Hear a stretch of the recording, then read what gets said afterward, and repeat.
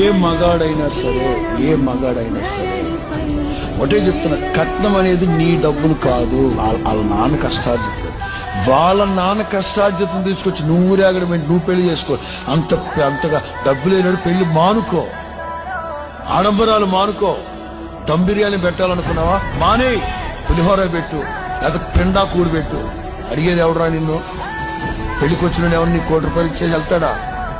ఆడపిల్లను బాగా చూసుకోలేనివాడు పశువుతో సమానం. అంటే బ్రతుకు తినములండి, దాన్ని పోషించాలి కదండి. దాన్ని పోషించడం ఏంటి? సరే, దాన్ని పోషించడానికి ₹1,00,000 కట్నం తీసుకున్నావు. 70 ఏళ్ల పాటు నీకు బట్టలకి అన్నం పెట్టి నీ కాలు నొక్కి నీ పిల్లలు కానీ నీ ఇల్లు చేస్తే మరి అమ్మాయికి జీతం మరి ఎన్ని కోట్లు ఇవ్వాలి? ఎన్ని కోట్లు ఇస్తే రుణం తీర్చుకోగలవు?